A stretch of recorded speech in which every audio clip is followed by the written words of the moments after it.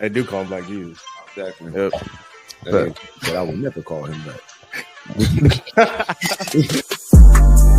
That's disgusting. If you eat No. if you eat Hershey's bar for fun, you like golf balls in your mouth. Really weird. So, I'm a really simple guy when it comes to women. What is wrong with you? I ask myself that every day. I don't know what the hell happened from the series before to the series with the Celtics. It's my biggest conversation, and I hope we go viral with this one. Princess Navarro. You're drunk. You should not be drinking. You should not be drinking this early in the day, bro. Buddy, I still got 30 minutes. I start drinking.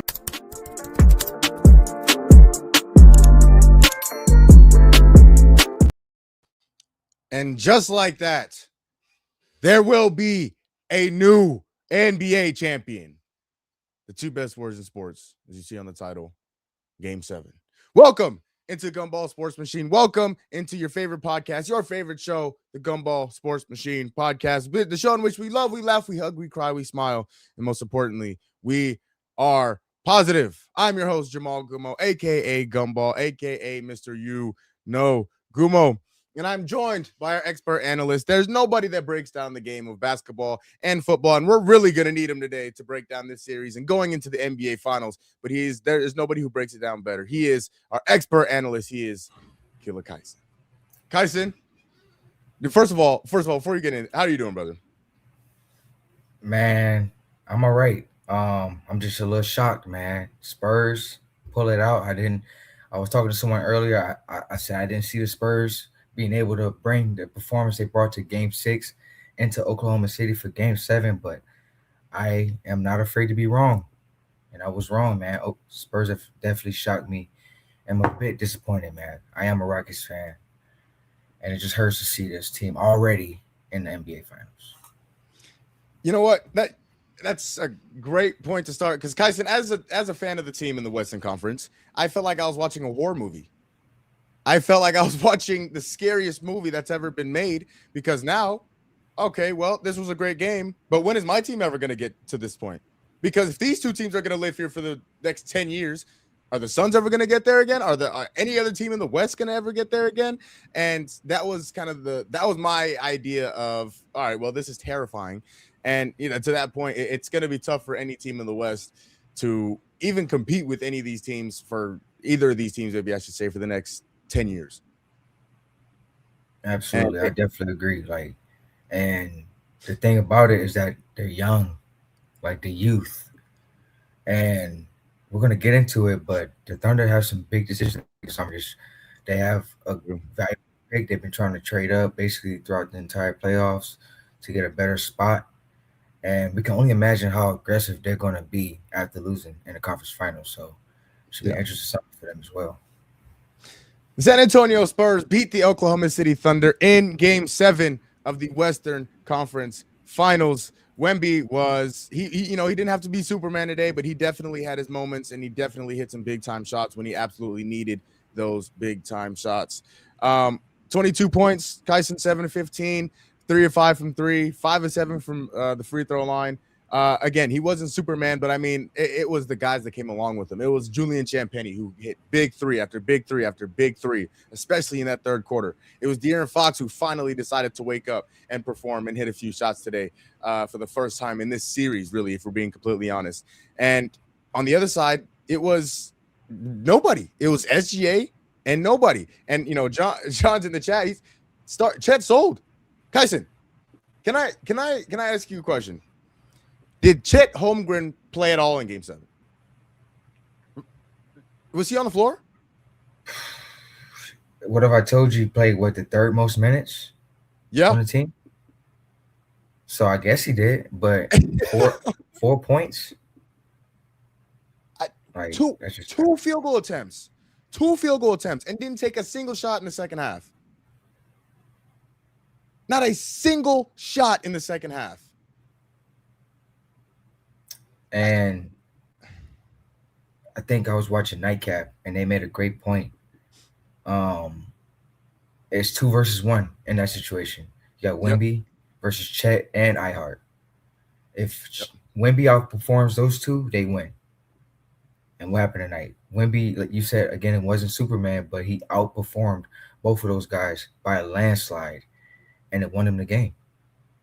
And also for the Spurs, no turnovers. I mean, they had some, but we've talking about Castle, who's been averaging 5-6 turnovers a game. He had what? I think he had more than. See, double check. Okay, yeah, he had 6 turnovers. Okay, but they were able to overcome that. Yep. And because they had 7 players in double figures, you know how many teams in the NBA have 7 guys in a playoff game scored double figures? Champagne was huge, 6 of 10 from 3, man. And we talked about it after game 1. Some people may have thought it was glaze or overreaction, but they just showed you that these boys are legit. Yeah. Young, loaded, and they got guys that's just not supposed to be there. Again, Dylan Harper, a guy is supposed to be on the Sacramento Kings, on the Wizards, on a lesser team, and is on the second best, if not the best team in the league now. So I'm just shocked that they were able to bring that energy into this game. And credit to SGA, man. He gave it his all. He played decently. I think he was way more aggressive this game than he was in game 6. And we seen that. But no one else showed up, Jamal. Like, it's unfortunate. I mean, you mentioned SGA was phenomenal in this game. He was amazing in this game. And the problem is, like you said, that he had nobody to come along with him. And this is why I continue to tell people, Kyson, Jalen Williams is the second best player on that team. You can, Chet Holmgren is an all-star. He's an all-star this year. He's getting paid like an all-star. He has the max contract. He has 4 points in the biggest game of the season, and he shot the ball twice. I mean, Kyson, every time Chet Holmgren catches the ball and Wemby is on him, I've never seen anybody look further from the basket. The basket doesn't exist when Chet Holmgren has the ball and Wemby's on him. It is such a joke how much fear that Wemby has instilled in Chet, into which he won't even look at the basket and think about going to score. That was probably the most infuriating part of the game for me. Is Chet Holmgren looked horrible, and he looked scared. He looked terrified, and again, not having Jalen Williams hurt them a lot, Kyson, especially because you don't have that secondary ball handler. And so when SGA is at his best when he's on the ball, but he can also work off the ball. And usually when he's off the ball, guess who's on the ball? Jalen Williams. And when you don't have Jalen Williams in the game, you have guys like Alex Caruso and Kyson Wallace bringing up the ball, and they're getting defended by Dylan Harper, who I think personally, Kyson, and you mentioned him earlier, I think he's the X factor for this team on both sides of the ball. I mean, he can go get you a bucket offensively. And again, he's defending the secondary ball handler to SGA, which means he's going to make it extremely tough for the ball to eventually get to SGA, because of whoever's handling the ball that's not SGA, whether it's Alex Caruso, whether it's Kyson Wallace, whether it's Jared McCain, he makes it incredibly difficult to get the ball to SGA eventually within that possession and still have time to do something with the ball, that being SGA. Dylan Harper is fantastic. And like you said, this is a guy that was picked number 2 overall that should be on a lesser team, like the Kings, like the Nets, like the Wizards, one of those teams that really needed the second overall pick. Yet he's on this team having a humongous impact on a Game 7 in the Western Conference Finals, as he has been this entire season for them. He's really good, Kyson, and he's going to be really good for a long time. Yeah, and he was, man, that 3, he basically hit the dagger. That step back 3 about 3 minutes ago. Yep. That put him up 12. OKC fought back to about 6, but they couldn't get past that point. And you're talking about a guy with just cold-blooded, and he's young. We keep mentioning that this dude's like 20. Not even the legal drinking age. And I know Castle, we have our debates between him and Eamon Thompson in the group chats and things of that nature, but man, he's a dog too. Now I get he had 6 turnovers. He was very turnover prone this series, but the Spurs have to be confident going into this Knicks series. Yeah. I think the Knicks have a chance, no doubt about it, but I looked at the fear that Wemby put not only in Chet, but into everyone. I know you've seen SGA had a layup. He seen Wemby last minute. It was about last minute in the game. he passed that joint all the way out. Yep. Like that's this team, this Thunder team is better than the Knicks. So Yes. I get the Knicks are rolling. They've won 11 straight and they've been all blowouts just about. But man, this Spurs team, man, they are confident. They just beat the best team in the league.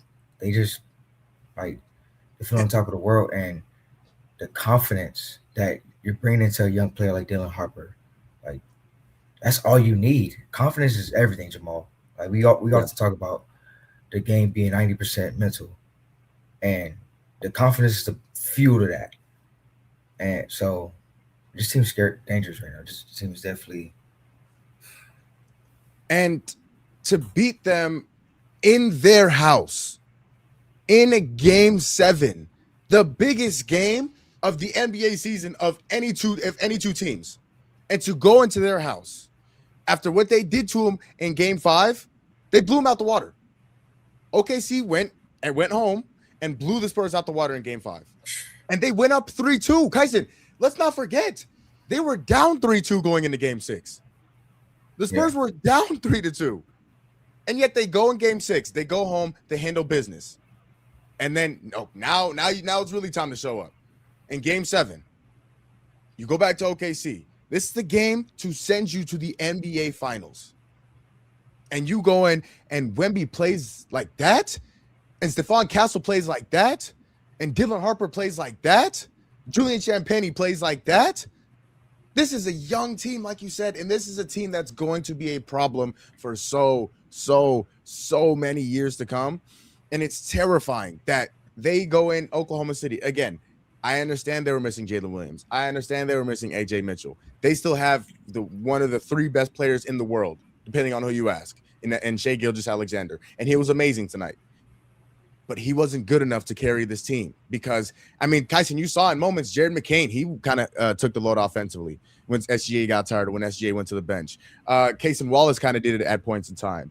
And other guys tried to be that second fiddle to SGA, and it just wasn't enough. It wasn't enough. And SGA was fantastic, and nobody else was. Yeah, I'm this looking first at Russo, man. He was horrible tonight. 3 for 14. And he was having a magical series in the beginning. And then AJ Mitchell, that's a good point. He won them the Lakers series. Like, that was his series. And to not have him just about pretty much at all, this series is tough, man. And J-Dub, I hate to be that guy, but we got to put him in that Tatum category of letting the fans down. You played game 6. He didn't play much, but you still played, and then not going to play at all. Even if you can't play, dress up. Like, morale is everything in a series like this. The Spurs had all the momentum, and they wanted it more. It was obvious. The Spurs wanted it more because, you know, they seen exactly what they did in game 6 and replicated it. The only person that came to show up today was SGA, honestly. I think that game 6 loss was just too much of a morale loss for the team because J-Dub doesn't play. AJ Mitchell's not coming back. You just got embarrassed in San Antonio.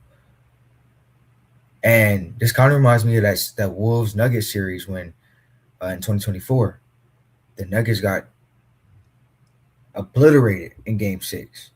Yep. So we were all thinking, well, they're going to go back home, going to beat them. No, they had no momentum because they got obliterated in that game 6. They had nothing coming into that game 7.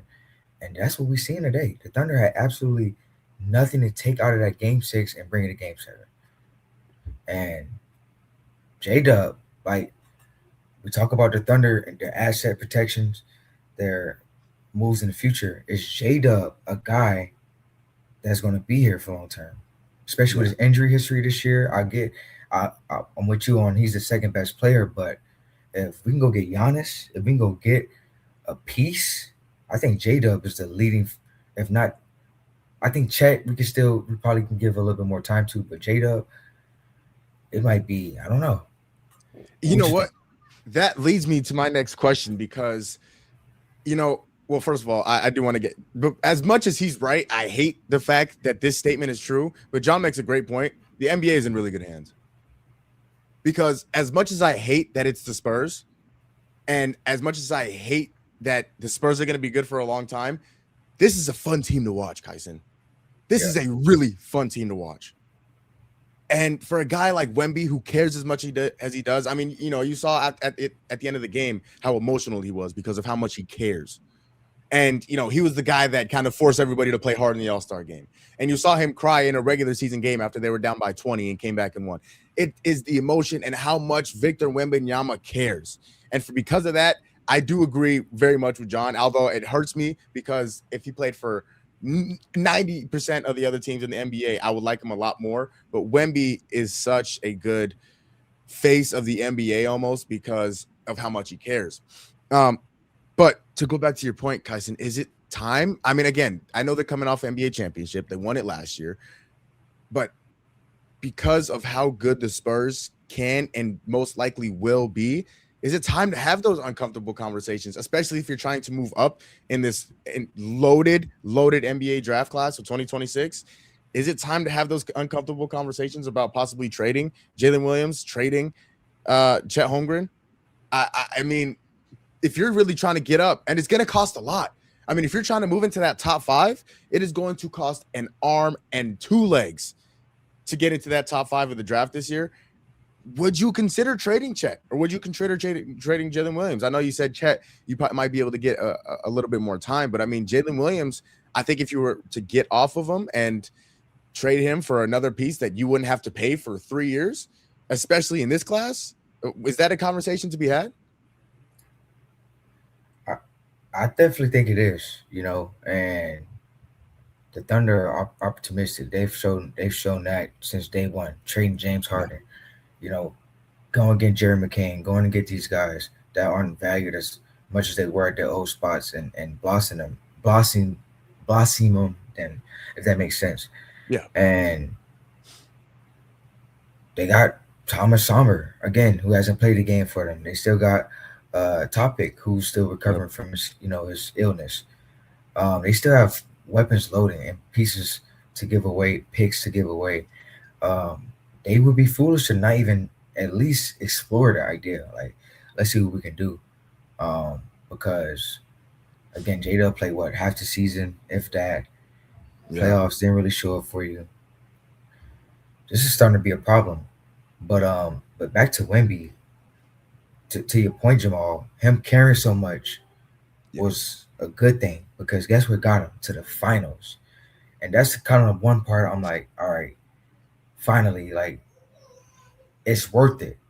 It's worth trying in the All-Star game. It's worth trying in the regular season. It's worth team building, because, Wemby is alien and possibly the best player in the world already, but getting Dylan Harper, getting Stephon Castle, getting these other guys and making it work.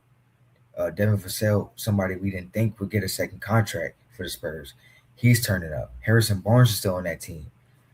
They got 3-4 centers to collect on you. Like, this is a perfectly built team. And it's just a good thing for the NBA. It definitely is. It's a bad thing for Team USA, because if our big man is Chet and Jalen Duren, Wemby might have 50. Wemby might have 50 in 2028 when the Olympics come to LA. Oh, man. Boy. And it's going to be here. Ain't that something? Like, the one time we ain't going to have our Avengers is going to be here. It's going to be here. And watch, this is the time that we lose. This is the time that we lose. So a team like France or Spain or one of those, Serbia. Serbia. Yeah. I mean, this team is so deep. And again, if there is a face of the NBA, Wemby is a very, very good option. Again, he plays the game the right way. He handles himself off the court very, very well. And he's amazing.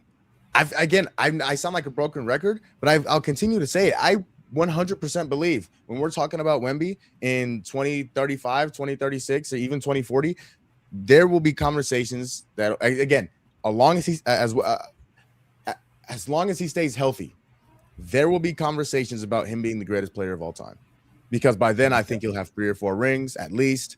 I think he'll have 3 or 4 MVPs at least. He'll have all these All NBA. He'll have all these accolades because of how immensely talented he is, and there will be real conversations about him being the greatest player of all time. Now, I do want to point. Jess has arrived in the chat, and well, his favorite player is Giannis, and so Giannis to the Thunder. I just said it. They'd have to. What would that package deal look like? Well, I mean, you throw. Now, you know what? I'll ask you who are they more likely to get off of? If you're the Thunder, and you could either get off of Chet or Jalen Williams, and Milwaukee's calling and say, "Hey, we'll take one of them." You can choose. If you ask me, guys, I'd probably say Chet. Yeah, I'd probably say Chet. I mean, and if you can package Chet with, an AJ Mitchell and maybe Topic and 2 or 3 firsts and a couple seconds, that might get you Giannis. Yeah, I think it might be less than that because some players I definitely see them moving on from is Hartenstein for sure. Yeah, I think he's done with the Thunder, and I also think Lou Dort. I mean, I can go give me a Lou Dort. I can make one. Yeah. Any team would be willing to have him. So I'll say those two, and if you had to pick between Chet and J-Dub, I think they go get J-Dub because of his playmaking ability. He can go get a bucket. He can facilitate. He can play 1 through 4, basically in today's NBA at 6'5", 6'6". Yep. Chet is more valuable, which is why I think the Thunder would try to hang on to him as long as they would, especially pairing him up with Giannis. I think that would be a perfect mix for the front court. You give him some brawn and some slashing, and you have Chet pop out for the corner 3, and you got somebody for Wemby. Giannis ain't afraid of no Wemby, at least for the time being. So, but that's what it's gonna be, Jamal. It's gonna be we need somebody for SGA, we need somebody for Wemby. We need 2-3 dudes for Wemby, right? We need a center that's gonna have just like Shaq. We need a center that's gonna have 5-6 fouls in the back of his pocket. Yeah, and then we're gonna need our actual dude to challenge him offensively. Yeah. Because that's a big reason why the Spurs won the series, Jamal, is no one's challenging Wemby offensively. Like, this dude's chilling. Like, dudes are so scared to go up for anything. Like, they're not even trying. I think the Knicks will bring an element of that game into the series, be a little bit more aggressive. Cat's going to try to come at Wemby's chest a little bit more times. Hopefully they can get Mitch to play. That'd be huge for them. We'll get to that, but that's now. How do we stop Wemby? It used to be how do we stop LeBron? How do we stop Kobe? How do we stop KD? How do we stop Steph? Now it's this guy. And you saw, Kyson, all the things that the Thunder tried to do to stop Wemby. I mean, they started the series with Caruso on him. Okay, you know what, Caruso, you go guard him, force him into the lane, and then Chet will be there for the help defense. That didn't work because he had 41 and 23 in game 1 and a double overtime win. That definitely didn't work. And then in game 2, you try just double him at all times, put Chet on him, and once he gets the ball, send people his way. That didn't work. He was still finding the right plays. And now it's not like Wemby played every single game of the series was great because he definitely had some lulls. He didn't play very well in game 2 or game 3. But and then game 4 through 7, I mean, you could tell how amazing Wemby is, and he was in this series. So I mean, it's gonna be tough. Again, and one guy we didn't even talk about was Keldon Johnson, who was humongous in that fourth quarter. He had 2 back-to-back threes on a 13-4 run, I believe, that they had early in that fourth quarter. Had a big layup in transition. He played ridiculous defense. He was the 6th man of the year. Yeah, Keldon Johnson was the 6th man of the year, and that's how deep this basketball team is. And Keldon Johnson is one of the last things we talk about, and that's how scary this San Antonio Spurs team is and will be for the next 10, 15 years because mainly of Victor Wembanyama and how much of a problem he is and is going to be for the long-term future. See, now you know what, Jesse, I'm glad you bring this up because this is the next thing we're talking about. The finals has been set. The NBA finals have been set. The New York Knicks will be taking on the San Antonio Spurs in the NBA finals. The Spurs haven't been to the NBA finals, I believe, in 11 years, last time, or 12 years since 2014. And the Knicks haven't been to the NBA finals since 1999. So this is going to be, and funny enough, Kyson, the last time the Knicks were in the finals, played the Spurs. Now, they ended up losing, and that's what kind of started the Spurs dynasty run of them winning 5 championships with Pop and Tim Duncan and David Robinson and Tony Parker and Manu Ginobili and company. Here we go again in 2026. The Spurs are taking on the New York Knicks in the NBA Finals. Kyson, we're definitely going to make predictions here at the end of this segment, but first thing, I mean, when you think about the Spurs and you think about the Knicks, the first thing that comes to your mind that you're going to be looking for in these NBA Finals? Intensity, man. Like that's the main thing. I think it's going to be everything in the series is intensity. Both teams are, hungry and they want it. If the Knicks win, man, they go burn down Manhattan, like literally. Like it's gonna look like Gotham City. They better win on the road, man. And I just can't believe the Spurs are in there. Like I'm still thinking, like, dang, the Spurs and the Knicks. And when you think about it, you made a great point that when they beat the Knicks, that was their first ever championship, and that just started the dynasty. But if you look on the other side of the spectrum, that started the Knicks' downfall. Knicks were garbage for a long time, and then they go get Melo, and then they were good. They had some good seasons with Melo. Only made it to second round with them, and then they get Porzingis, and then they suck again. Yep. And then they're decent. You got RJ Barrett in the crew, but not really good enough to push the needle. Then you take a risk on Jalen Brunson, and he's been the answer. You surrounded him with great talent like Cat, Mikal Bridges, OG Anunoby, so on and so forth. And now they're back. You know what I mean? They meet again. And I think intensity, defense is going to be a huge part. Brunson has a lot of pressure on him right now. Becky Hammond, she said, you can't win with a small guard. Just can't. Yep. Right? The last small guard to be in this situation was Steph Curry. So we're about to put Brunson in Steph Curry conversations if he can pull this up. And like I said, the Knicks have a chance. They're confident right now. They've won 11 straight games. They've been on a tear. They've been shooting great. They've been playing great defense. But the level of competition is to be questioned. Again, the Spurs just beat the best team in the league statistically when it came to wins and losses. Yep. So they are a little bit more beat up than the Knicks. But I think the Spurs have the edge because, for one, they got Wemby, right? Yeah. They got Wemby, and we just talked about it. It's now, how do we start Wemby, right? I think the Spurs have plenty of answers for Brunson, but Brunson's going to do him.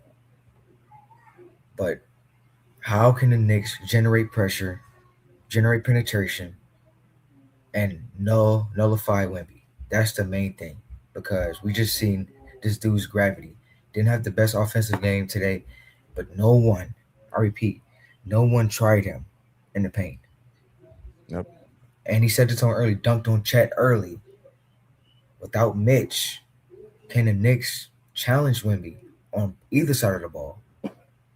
So I think Wemby's going to be the X factor in this series. No, 100%. This series goes off how he's feeling. If he's having a game 2 or game 3 of the Oklahoma City Thunder, if he brings that in the game and in the series, then those are 2 free wins for the Knicks. This dude has to bring it. When he brings it, this team's unbeatable. So those are the things I'm looking forward to the most. I'm Cousin, I agree with a lot of what you said. I think Wemby's going to be Wemby, right? And it's crazy to say that about a guy that's in the 3rd year of his career in the NBA Finals, but he's going to do what he's going to do. He's amazing, and everybody knows it. I'm looking to the other side of things. I'm looking to Jalen Brunson because you mentioned the Spurs guards. You talk about Stephon Castle, and you talk about Dylan Harper, and you talk about De'Aaron Fox.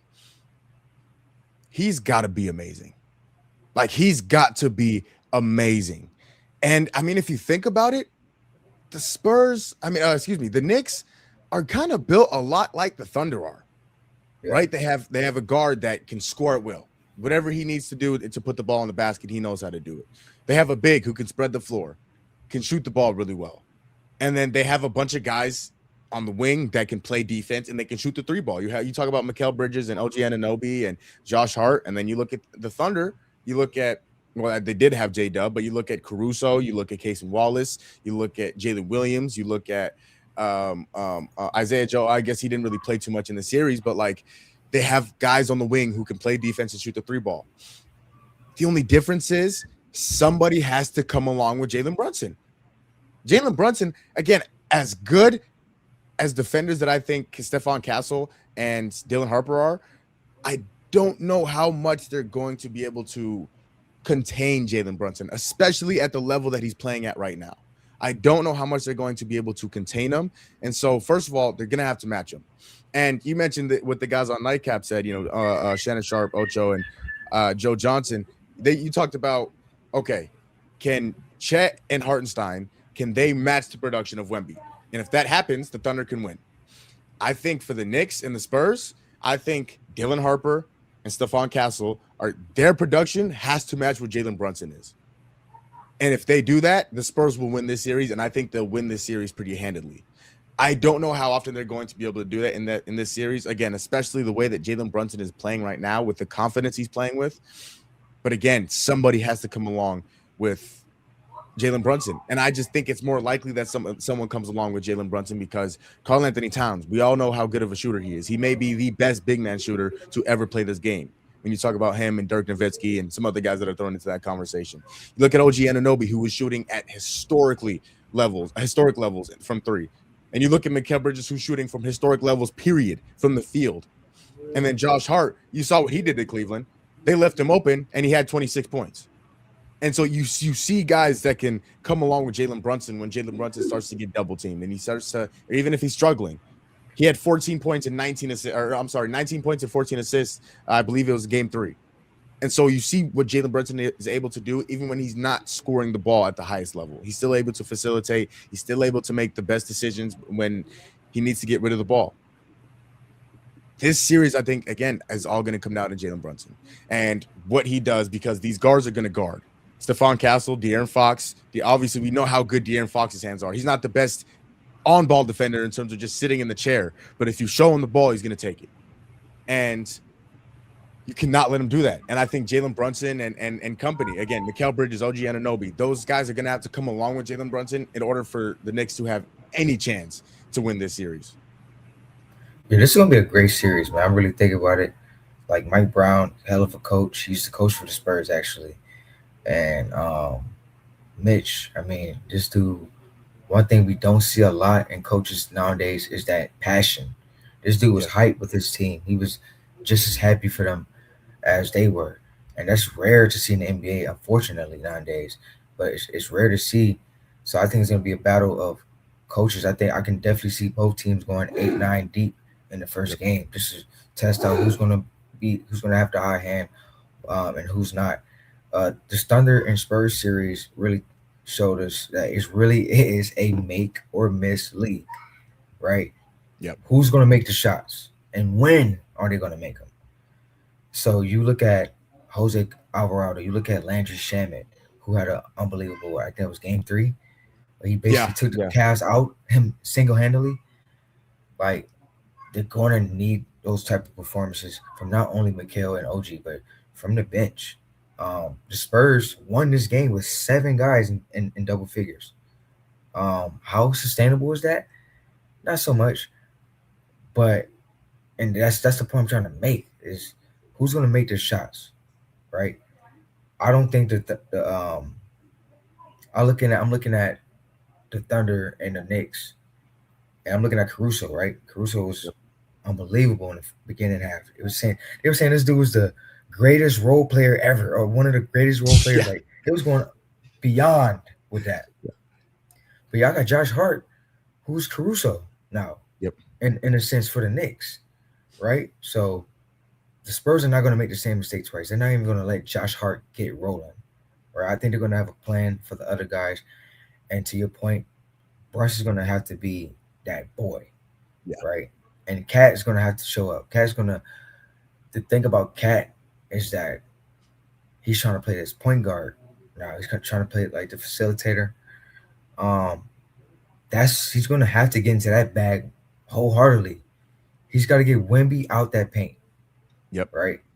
And whoever they put on him, that's not Wemby, he needs to abuse. So I think Cat is going to be a huge part of this series too. And I'm glad that we're not doing predictions till later because I have no idea. Like if you ask me right now, I'm just blabber. I'm just because this is I think the Spurs would have rather. I mean the Knicks would have rather played the Spurs because again they did just beat this team in the tournament, in the Cup. NBA Cup. That's right. And they blew them out actually. And they're younger. This is a young team now. Granted, again, I give them a lot of credit this entire show for beating the best team in the Oklahoma City Thunder. Yep. But the youth will still kick in eventually. The Knicks have the veterans. They have the experience. That gives them an edge. So, again, right now I have no prediction. But, man, this should be a great series, no doubt.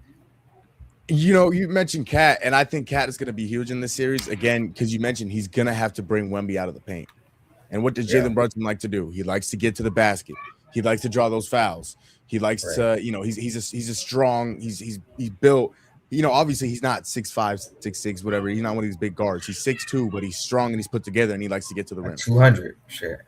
Exactly. Like he's not like this big, you know, jack dude, but. You know the way he likes to play. You like Jalen Brunson's getting downhill. He's coming off the screen and he's attacking the basket. Or if he's he's stepping back in his mid-range jump shot, he could hit. And, he'll hit some threes every once in a while as well. But Karl-Anthony Towns is going to have to consistently hit shots. And so when you look at Karl-Anthony Towns, he's going to. And again, even if he's struggling, you can't leave him open. And so because of that, Wemby's going to have to be drawn out. And I think Cat looked at this series and he looked at Chet and he says, what is he doing? You know what I'm saying? Like, what is Chet doing? Go after him. I mean, you saw Wemby had 5 fouls. He picked up his 5th foul in the 4th quarter. And Chet had the ball with Wemby on him and immediately looked to pass. Immediately his chest. Hit him up go into him. Make him play defense. Make him foul you. And he had no interest in doing that. And I think Cat is going to see things differently. I think Cat, you mentioned the experience. Cat has been here. He's never been to the finals, but he's been in big playoff moments. And he understands what he needs to do in these moments in order for his team to be successful. Tyson, the other thing I'm looking at is what these games are going to look like down the stretch when it's close. Because you look at the Knicks and how good they've been in this playoffs, and they've been really, really good. They average a margin of victory of more than 20 points. And they've had to play, of course, in a few close games. They had to play in that close game 1 in overtime against Cleveland. They played a few close games in that first series against Atlanta. But this is not a team that you're going to blow out in the San Antonio Spurs.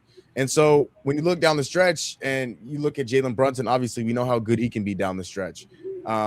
It's just execution. Are you going to be able to execute better than the Spurs down the stretch? And I think the only disadvantage that the Knicks would have, as crazy as this sounds, is that they haven't been in those crucial down the stretch moments in clutch time as much as they probably want to, maybe I should say, as crazy as this sounds. Like now that I'm saying it out loud, it sounds wild.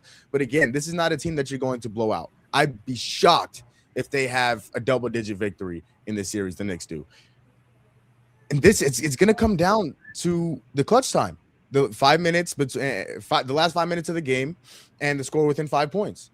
And you look at Jalen Brunson, obviously that's your go-to guy. But if Jalen Brunson, if he's getting doubled, if he doesn't have it going that night, who else is going to step up? And I just don't think they've been in that position enough in this playoffs for them to actually know what they need to do down the stretch. Again, there's no James Harden on the Spurs. There's no guy that you can just target, right? Their worst defender is Julian Champagny, who's a pretty decent defender. It's not like he's some slouch. He can defend the ball. And so they don't have a guy that you could just target every single play down the stretch. So you're going to need a guy to execute, and you're going to need the rest of your team to execute in order for those late game moments in crunch time to execute and win the basketball game. And Brunson, you getting that SGA treatment. You getting half court, we on you. Picking up, we got Stephon Castle. I can easily see him starting on Brunson, picking up 94 feet. So Brunson ain't nothing gonna be easy from day one, from game one. Nothing. Yep. So all that ISO is dead. Ain't no cutting nobody. Like, so to your point, I agree. I don't see either. Well, Spurs did blow out the Thunder a couple of times this series. Yeah. If there's a team that's going to blow out anybody, I see it being the Spurs, just because, again, the level of competition in the East, it's just not. It's none compared to the West. Like Nothing. The Wolves would be in the finals if they were in the East. It would be honest, or they'd be at least competing with the Knicks if they were in the East. So the difference in talent is immense, and we've seen that with this juggernaut series in the Western Conference. But to the point I made earlier, experience. I got Mikal Bridges been here for sure. Yep. I have OG Anunoby's been to finals as well, 1-1. Like, they have everything they need in terms of, the veteran leadership, the coaching, and they need to make this as easy as possible for Brunson so he can do his thing. But the ISO ball is dead.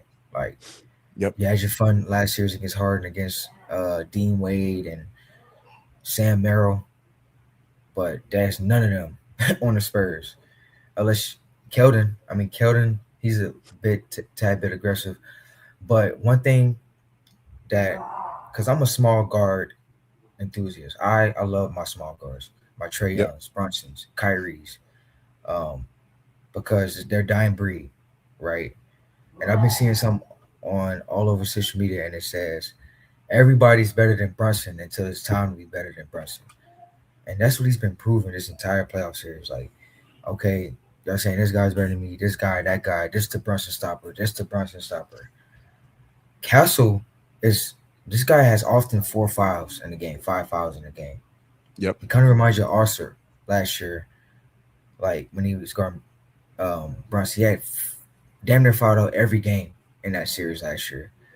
Castle has that element to his game, and Brunson's going to expose that. Like, he's going to be – you think SGA was foul baiting? Brunson is extraordinary at that. Yeah, boy. When you're over-aggressive, you're leaning all up on him, he's going to make your center of gravity just out of place, so that way he can get his way to the line. And I think he'll be able to do that at a high clip. The thing is, though, they're going to have at least 3-4 guys for him. But Castle's going to be the main dude. That's a matchup I'm looking forward to seeing. And also, Castle's they kind of have him playing like this point guard. When you got De'Aaron Fox, is De'Aaron Fox all the way healthy? Because if so, Castle shouldn't be playing 0 point guard. 100% agree. Enough of this 9 turnovers, 8 turnovers, 6 turnovers. Enough of this. Y'all not winning no finals doing that. If De'Aaron Fox is back and ready, then give him his full job load and alleviate some of that pressure off Castle so he can lock up Brunson, or at least attempt to lock up Brunson at a high clip and get his slashing attempts. Him at the point guard, it was a good experiment. It got y'all through, but he's got to cut out the turnovers, and in order to do that, they got to cut off the load for him a little bit. And you bring up a good point of the ISO ball isn't going to work, and Jesse kind of emphasized that point. He said that I don't think the Knicks are going to lose that easy. They really know how to play as a team as they swing the ball. Absolutely. That's what's going to take. That, and you almost like you guys are on the same page. That's what it's going to take, because you like you said, that ISO ball against the defenders like Dylan Harper and Stephon Castle, not going to work. Not going to work. It didn't work with OKC, and it damn sure won't work with the Knicks. And you mentioned De'Aaron Fox, guys. I think first of all, he has to get it going. If he's not healthy, it's really going to hurt to see. but he has to get it going in the NBA Finals if the Spurs want a better chance to win the NBA championship. Because the way that he performed in the Western Conference Finals, again, I understand he missed the first 2 games. I know his ankle, he was coming off an ankle injury, but he's gonna have to be better. He's gonna have to be better. If he's gonna be on the floor, he has to be better. And to your point, he has to take that primary ball handler role away from Stephon Castle, because the Knicks are another team. If you turn the ball over, especially live turnovers, oh my God, they will run you off the floor. They will run you off the floor, just like they did Cleveland and just like they did the Sixers. They will run you off the floor. And so Stephon Castle, he's not going to be able to do that again. You can't average 10 turnovers a game. And you can't have these, like you said, these 9 turnovers, 10 turnovers, 6 turnover games that you had against OKC. And if he does that, I think there's a very good chance the Knicks will win the championship. And so because of that, I absolutely think De'Aaron Fox has to take over those primary ball handler roles, because, again, that gives him a chance to get in rhythm and to start putting the ball in the basket with more consistency, as well as being more of a threat. Again, you have Castle, who was fantastic in this series, aside from the turnovers. You saw Dylan Harper, who was fantastic in this series. And you saw, again, these other guys. Julian Champagnie had a great game in Game 6. De'Aaron Fox is going to have to get it going. If you ask a lot of people, he may be their second, maybe third best player, depending on if you think he's better than Stephon Castle. But he's in that top 3 of stars for the San Antonio Spurs, and he's going to have to get it going if they want an increased chance to win the NBA championship. I think if he doesn't get it going, they still have a chance to win the championship just because of how deep that basketball team is. But if they really want to solidify their chances to win the championship, De'Aaron Fox is going to have to be better in this series for that to happen. Now we'll quick. I'm looking at the Knicks. You think the Knicks would have abused the Celtics like how they did the Hawks and the Cavs? And who else? What was it? Hawks, Cavs, and the Sixers. Yeah, the Sixers. I don't know if they would abuse them like that. I think they'd beat them though. Yeah, I think the Knicks would beat them. I think they'd get them out of there in 6. Yeah. Because again, and I got to give you all the credit in the world, because you saw this before anybody else did. You saw the Knicks' success before anybody else did, and a lot of what you said would happen happened. Jalen Brunson took over that basketball team and led them to the NBA Finals. They beat everybody who stood in their way. They beat the Hawks, they beat the Sixers, and they destroyed the Cavaliers. And now they're in the NBA Finals with a chance to win the NBA championship. Now, again, they're going against the San Antonio Spurs, to your point, who just beat the best team in the world, who a lot of people think was. And now, coming off a win like that. And the other thing is, Kyson, you talk about the rest versus the rust. The Knicks are off for a week and a half. Yeah. Like, they have a lot of time to rest. Now, you look at the guys who they had hurt. OG Anunoby, obviously, with his hamstring problems. Jalen Brunson, who's been carrying that load for the Knicks, for as long as he has been. And you look at the rest that they got, which might very well help them. But you saw how weird they looked and almost rusty. I'll say rusty in that game 1 against the Cavaliers. And they ended up winning that game, of course, in overtime, but they had to come back from 20 down to do it. And if you do that, if you go down 20 against the Spurs, you're not coming back, especially with 8 minutes left in the fourth quarter. And so I don't know how you combat the rust. Again, especially going into the finals, but the Spurs are kind of in that happy medium where they played 7 games. So I know they're tired, but they still have game 1 is on Wednesday. So they have Sunday, Monday, Tuesday, Wednesday, 3 days to recover. And so it's more than 1 and it's not 8. So they're kind of in that happy medium. Okay, well, they can still kind of stay in their rhythm as well as get a little bit of rest in the meantime.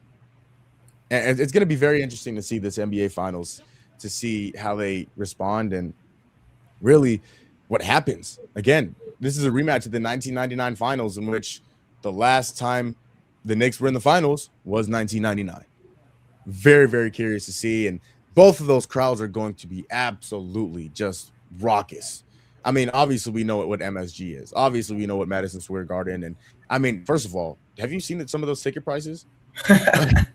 Oh my God. I think courtside, I could be very wrong, but I think a courtside seat at MSG for game 1, it's times that by 10. I think it's $1.1 million. Damn. For a courtside seat at MSG for game 1. I go pay it too. I think just to get in, I think is like $3,000, and that's like in those seats you can touch the ceiling. Yeah, you know what I'm saying. Like MSG is going to be rocking, and the Spurs obviously we saw their home court within the entire playoffs, especially in the conference finals. And to John's point, if the Knicks win the championship, it's not going to be a parade. I'll tell you right now, it's not going to be a parade. It's going to be a riot. It's going to be a riot. And hey, listen, there's going to be a lot of burning involved. I'll say that much. Like John said, there's going to be a lot of burning involved. We'll make predictions at the end of the show. We'll make predictions on the NBA Finals and who's going to win and how many games at the end of the show. But we do have some other things to get to in the meantime. Kyson, let's move over to football. And not necessarily football itself, but some stories within the game and within the team for football. The New York Giants were in the news this week for a very interesting reason. Jaxson Dart, their quarterback, going into year 2, is making headlines this week. He introduced President Donald Trump at one of his rallies, and it was taken a little bit differently by some of his teammates, specifically Abdul Carter. The post, he saw the post on social media, and he responded, "What are we doing?" Yeah, I'm paraphrasing, but he's like, "Dog, what are you doing? Like, is this really what you want to be doing at this point in time?" Now, some of the things that were said, now that each guy responded this week, and Abdul Carter, he spoke to the media this week, and he didn't speak too much on it. Obviously, Kyson, this is for athletes. This isn't something that they want to speak too much on, especially for, again, political reasons and some of the way that, and you know how some of these things that they say can be taken out of context. But obviously, the media asked him about his thoughts on Jaxson Dart not only introducing Donald Trump, but Abdul Carter's response. And Carter said he called the situation bigger than football. When asked about Dart, he said he not only represents himself and what he does, but he represents all of us. And that goes for anybody who wears a Giants uniform. If he chooses to align himself with a man like President Trump, it's my responsibility, based on what I believe and what I stand on, to not only show my teammates that I'm against that, but to show the world. Jaxson Dart was also asked about his actions in introducing President Trump, and he talked about New York. He said, "I loved being here. I've loved the city of New York. I love the city of New Jersey. The people that I've met here. It's just been really amazing experience, and there's not another place I'd rather be." He understands that politics can be a sensitive matter. He said, "We've had a lot of honest conversations with each other as a team. I'd like to keep those things private between me and my teammates, but I love these guys, and going forward, I can't wait for more for what more we have to grow." Kyson, I was telling you before the show, I'm very, very intrigued because one of my favorite things about you, dog, is how passionate you are about things that you believe. And I'm very, very intrigued to get your thoughts on this because, again, this is something that can be very sensitive in a locker room. And when somebody does something like this, I don't know if I would say you look at somebody a different way, but you definitely kind of look at them and, like Abdul Carter said, like, what are we doing? Why would you do that? So, I mean, Kyson, your thoughts on Jaxson Dart introducing President Donald Trump at his rally, and then Abdul Carter's response to the situation. I mean, I'll try to look at it in perspective of, okay, the president asked you to, endorse him. And there's a lot of people that would take it in a heartbeat, Now, depending on who the president is, and our president is Trump, A lot of people say no. Yep. A lot of people of color would definitely say no. And he is a president that has made statements basically trying to take away things from people of color, of minority. And not only that, but he's just has put a bad name for himself. We're not going to get into details of each and everything he's done, because at the end of the day, he's done some good as well. We got to call it an ace and a spade. With that all being said, as the quarterback for your football team, you try to keep things like that within your own realm, right? Try to keep that on your Absolutely. own time, right? I think it was a bit foolish to publicly endorse someone that a lot of your teammates and a lot of staff that you work with and things of that nature for the Giants openly dislike, right? I think that's the biggest thing that Abdul Carter's like, man, like you hear us in the locker room talking like we don't agree with this, we don't agree with that, and we thought you were down with us because, and quite frank, I mean, you look at Jaxson Dart. I mean, if you're not really into like sports and politics like that, if you looked at a naked eye at Jaxson Dart and you see him score a touchdown and he dancing, hey, he dancing, he got the chains, what I mean, he got the grill. Cam Scott got the grill. That's emulating black culture at the end of the day. That's what the black culture has been made of. And you're kind of using it for your own gain, just for you to open the back door and support Trump, when it's a kind of like an open thing that majority of people of color do not really like him. And 90% of your team on the NFL, anywhere in the NFL, besides the Giants, 90% of them are of people of color. Call a spade So a spade. I think it was just a bit inconsiderate. If roles were reversed, as they have been in the Kaepernick situation, Kaepernick got Yep. stoned, essentially. And it's the same thing. He was standing for something that he thought was right. Jaxson Dart is standing for something he thought was right. Kaepernick got the short end of the stick.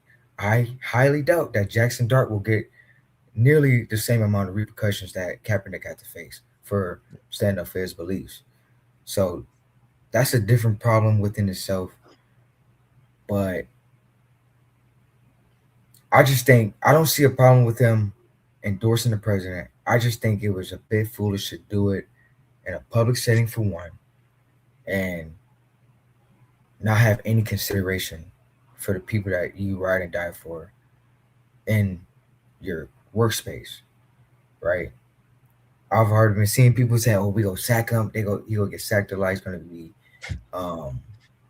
looked at differently," and that's something you don't want as a quarterback. You don't want a target on your back for the wrong reasons. You want to have that target on your back like Drake May. Drake May has a target on his back because the guy made a Super Bowl in year 2. They're coming for him for football reasons. Yeah. You might get sacked just for the simple reason your old lineman don't want to talk to you like a man, so he'll just rather you get hurt. My bad.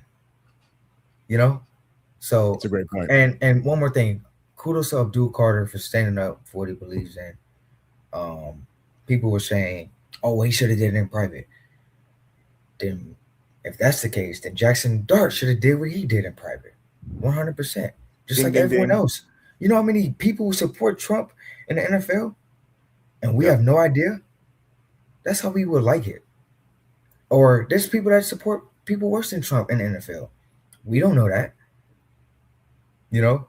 And also, I don't want people to think, "Oh, well, this is bigger news than Josh Jacobs' situation or James Pierce situation, or these athletes that Nolan Smith for the Eagles. He's got in a speeding incident." It's not that those things don't matter.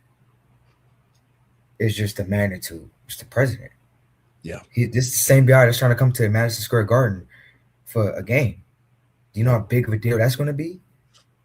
So it's almost like Jaxson Dart knew what he was doing and he didn't have any regard, honestly. I agree with pretty much everything that you just said. And I love the word that you used, the word inconsiderate, because I think that's exactly what it was. I'm going to go and I'm going to use a word similar to inconsiderate. I'm going to use the word selfish. I think Jaxson Dart doing what he did was a selfish decision on his part. Like you mentioned, Kyson, this is an opportunity that not everybody gets. He had the opportunity to introduce the president of the United States at this time is Donald Trump, and he had that opportunity to introduce him into his rally. The problem is Jaxson Dart isn't just anybody. He is the quarterback for the New York Football Giants. And he understands that, and every single one of his teammates understands that. He needed to have a conversation with his teammates before any of this. As soon as he got that information, hey, you know what? Hey, I got this email, or my agent told me, he's like, yo, President Trump wants me to introduce him at his rally in New York. What do you guys think? Would you guys be okay with that? Because again, of course, we all know that there's going to be a lot of attention on that because he is the quarterback of the New York Football Giants. And because of that, I just think this was a very selfish decision on his part. I'm not saying that it's bad that he supports Donald Trump. I'm not saying that it's good that he supports Donald Trump. I don't care what he believes. Honestly, Right. I could honestly care less on what he believes. But again, Kyson, to your point, it's a very sensitive subject, especially because, again, there's a lot of people that look like you and I on that football team. And there's a lot of people that look like you and I that don't necessarily support President Donald Trump. And he, whether he was naive or whether he was ignorant to that fact, I don't know. But that's what it looked like because he went on that stage and did what he did. Now, shout out to Abdul because he easily could have just let that go and say, whatever it is, what it is. But the thing that stood out to me on what Abdul Carter said was my responsibility. Again, verbatim, this is what he said. It's my responsibility on what I believe and what I stand on to not only show my teammates, but to show the world. That is a stance. Again, Abdul Carter being a second-year player in the NFL, going into the media and saying something like that, I think says a lot about his character. It says a lot about the man that he is. It says a lot about the human being that Abdul Carter is. And for him to say something like that, again, listen, I support anybody who wants to speak on their beliefs. I'm 100% behind you. Whatever it is that you believe, I may not agree with it. Whatever it is, I may not agree with it, or I could very much agree with it. But if you have the character, if you have the, I don't want to say gall because it almost sounds like a negative connotation, but if you have the confidence, that's the word I'm looking for. If you have the confidence to go out and tell people, again, someone like Abdul Carter, the number 2 overall pick in the NFL draft last year, if you have the confidence to go out and state your beliefs and what you believe in to the rest of the world, kudos.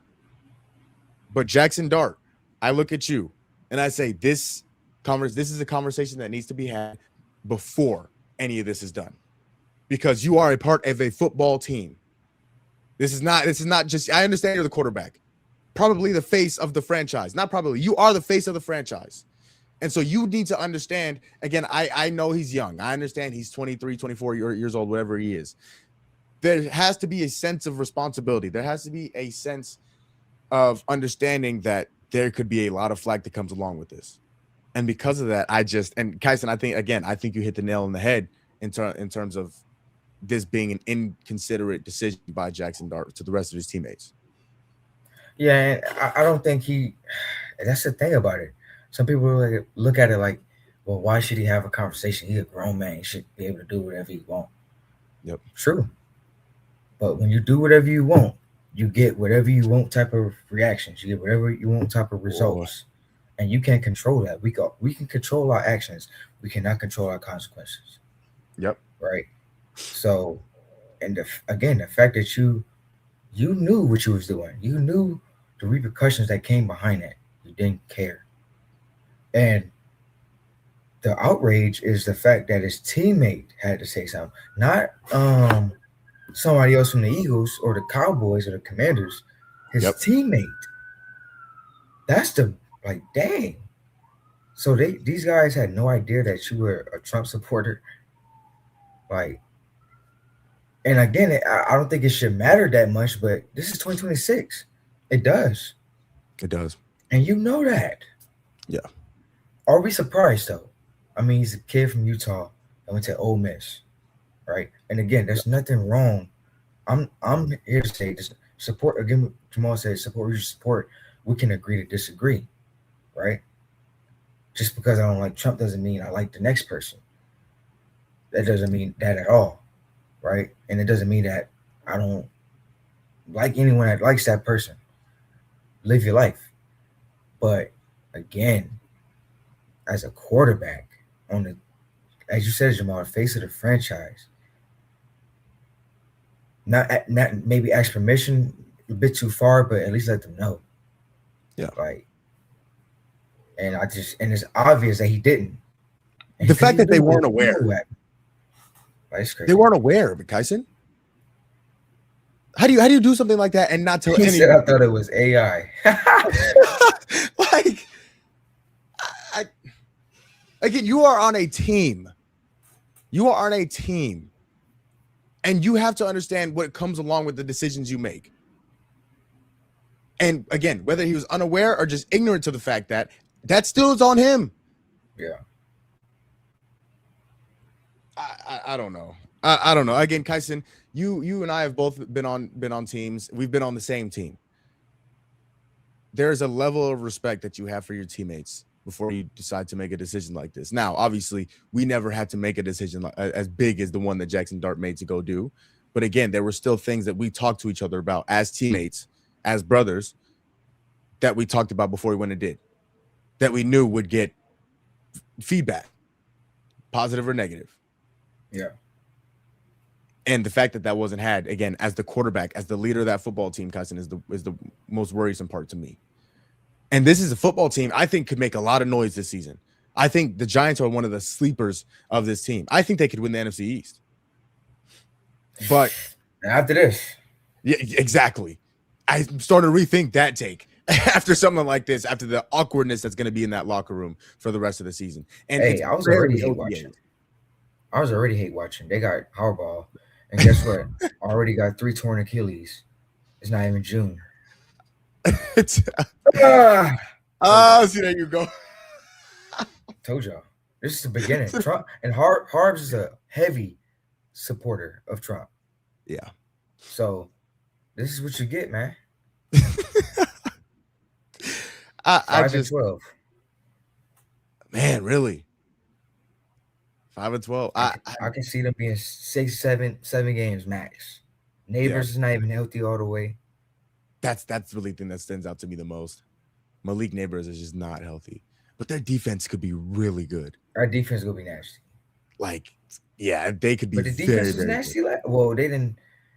They had moments last year. They got the pieces last year. So if they put it together, hopefully they don't put it together. Yeah. 4-13. Oh man. All right, so I'm glad we got to talk about that for a second, because obviously we talk a lot of sports on here, but to talk situations like this is also. Hey, one more thing, man. Like, you remember Post Malone? Absolutely. Post Malone came out with White Iverson. Yep. I was not sold.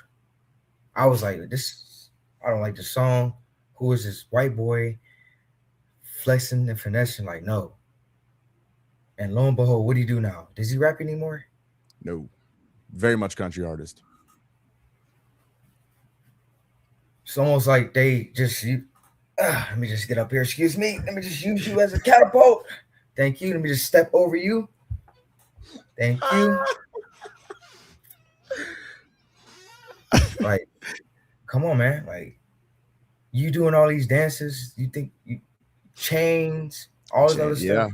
all the bling. Yeah, And then you introduce Trump.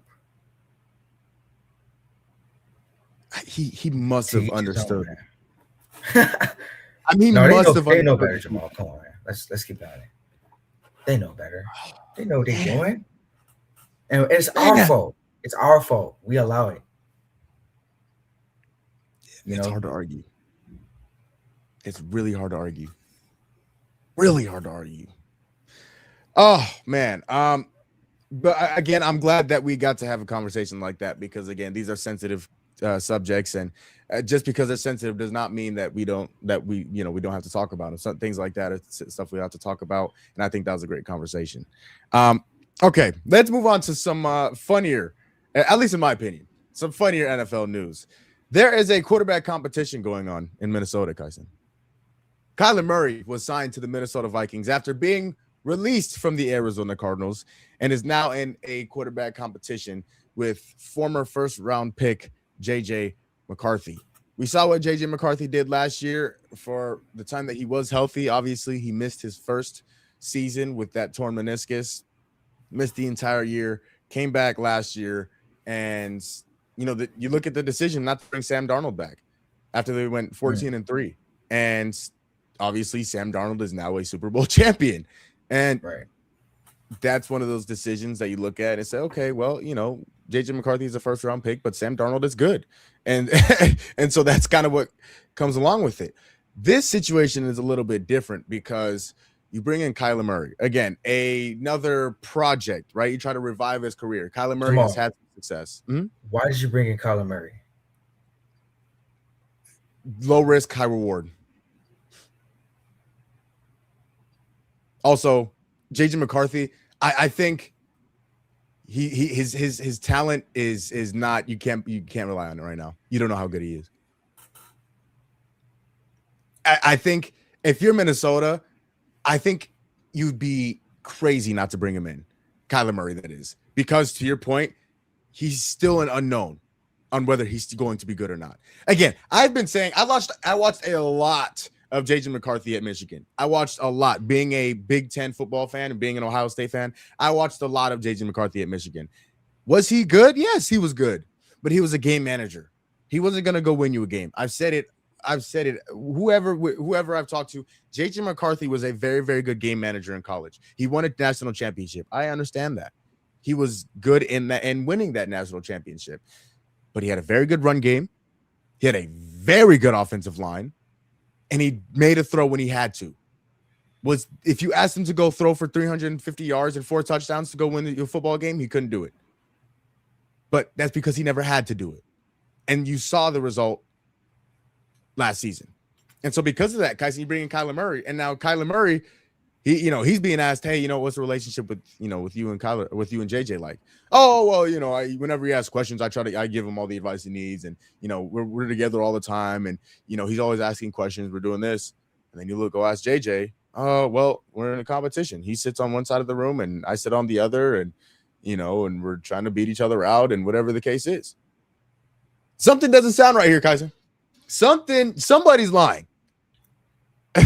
Somebody's lying, and there's something fishy going on inside that quarterback room for the Vikings. JJ McCarthy, sir. Jamal, I asked you, why did they bring in Kyler Murray? If you who you think you are, 9, why did they bring in Kyler Murray?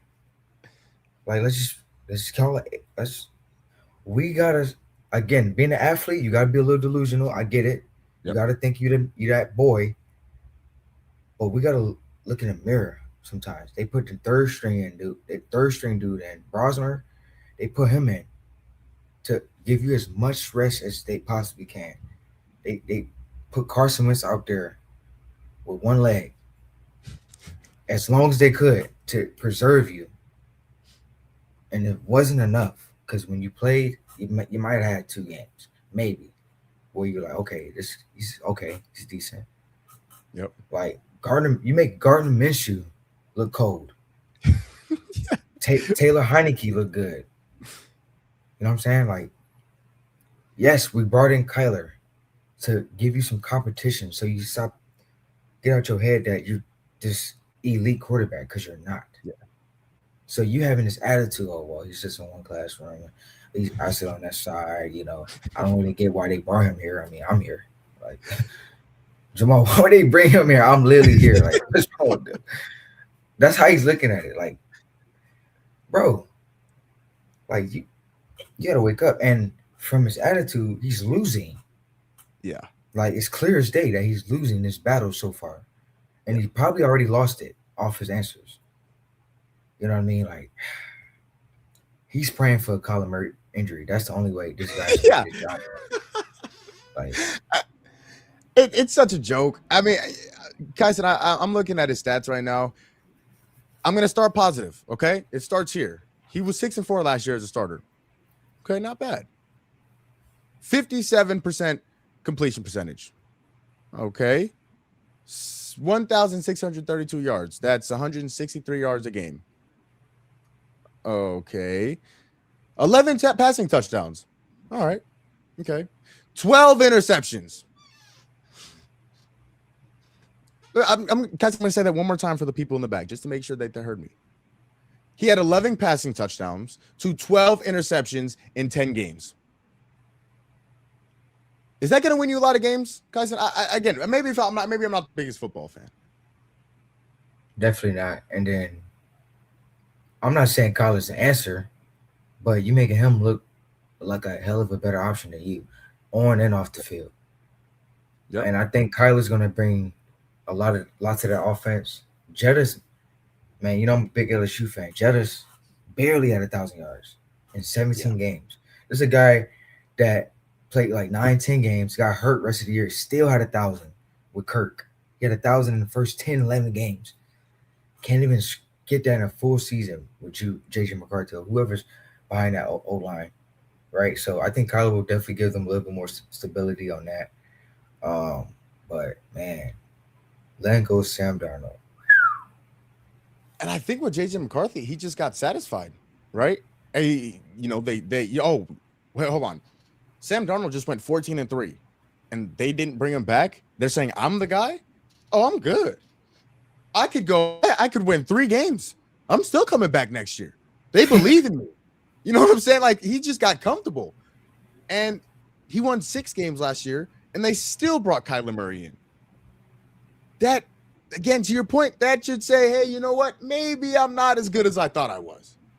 Maybe I need to be better. And I think that's the wake up moment for JJ McCarthy this season, saying that, okay, I need to be at my best at all times. Because, Kyson, if you ask me, I've watched every snap of Kyler Murray's career, every snap of Kyler Murray's NFL career. Kyler Murray, again, this may be a hot take, but I firmly believe this. Kyler Murray, in terms of talented quarterbacks in the NFL, is within the top 10. Kyler Murray is one of the most talented quarterbacks in the NFL. I have no doubt it. I'll stand on that. But talent only takes you so far when you can't perform at the biggest moments, or you can't be anywhat consistent. And for the inconsistent that Kyler is, I think if he's on that team last year, they win 10 games. Yeah. If he's on that football team last year, they win 10 games. And I personally think he's going to do really well in Minnesota. I think he's going to be some MVP candidate. No, but I think he's going to win them about 10 or 11 games this year. And is that going to be enough to win the NFC North? I don't know. There's 3 other very good football teams in that division. It's going to be tough, but I think he's going to be very, very good. And here's the thing with Kyler. Kyson, I think this is his last chance. Yeah. I think this is his last chance to really make something of himself in the NFL. Because after this, if you can't go and perform with, one of the 2 best wide receivers in football and a very good offensive line, a very good running back, you talk about TJ Hawkinson, who's a very good tight end in this league, Jordan Addison, who's a very good deep threat, it's going to be hard for him to succeed anywhere else. So when I look at Kyler Murray, I said, okay, well, you got to be great this season, or else you better get back in the batting cages and go try to play for the A's, who are moving to Vegas in a couple of years. Yeah, and from what I'm hearing from Jettas, it sounds like it's already been an improvement. Because Jettis is slowly but surely letting people know, like, yeah, that motherfucker's up. Excuse my language. JJ, 9. Woo. Horrible. He's slowly starting to say that, like Yep. slowly. So I think it's already been an improvement. And Kyler had DeAndre Hopkins in his prime. Yeah. So he knows how to get the ball to his boy. Yep. Right. And Jettis can run every route. And then he has Jordan Addison, who can also run every route. And who got burners, who's going to take the top off. So, and Hawkinson, your big guy in the middle, just get it to him. You know, I think the biggest concern is the O-line situation. That was the reason why JJ wasn't good. Carson wasn't healthy. They had O-line issues. Hopefully they can get back healthy, and they made some moves in the draft and also in free agency to shore it up. So I expect the Vikings to, and that's a very competitive division area. The Packers, the Lions are still in the picture. The Bears, Caleb Williams, these people are starting to put him in top 10 conversations already. Yep. Like, it's going to be, Kyle is going to have to be sensational for not only for his sake, but for the Vikings' sake. He's again, I mentioned it earlier, the Vikings had no choice but to do this. You know, the Cardinals are paying the rest of his salary, whatever they owe him. They're paying him league minimum money. Yeah. For a guy as talented as Kyler Murray is. And you bring him in and you say, you know what? We have this guy. We have this first round pick we took a few years ago. He hasn't been very good. We've seen you be a Pro Bowler. We've seen you take a team to the playoffs. What can you do in this situation that he can't? And now Kyler Murray has that opportunity. Exactly. You know what I'm saying? Like, and now also Kyler Murray has a defense. So he's not going to have to put up 35 points a game in order to have a chance to win the football game. And again, he's given the opportunity to go have success. Can you do it? I think that's where all this is going to lead to. And he was done in Arizona, man. Like, you just tell from training camp. Yeah. He wasn't feeling it. He wasn't feeling it. They weren't feeling him. It was one of those things where, you know, they just, you know, you look at some, you know, marriages and you know what? They just got tired of each other. You know what I'm saying? Sometimes they got sick. The love spoiled. She was sick of him and he was sick of her. Hey, that's how C's part. And I think that's what happened with the Cardinals. And I'm glad he's gone as a Cardinals fan. I'm, you know, again, no hate. I don't have any hatred towards Kyler Murray, but I think, again, like you said, it was just time to part ways. It was that time for each team to go in a new direction. And now I get to watch Carson Beck. So, hey, that's your fourth quarterback in 7 years? Yeah. And we're gonna have another one. That's okay. Arch Manning will be a Cardinal next year.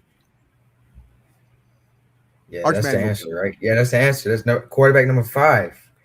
Yeah, and we're gonna try and rebuild Manning to Harrison.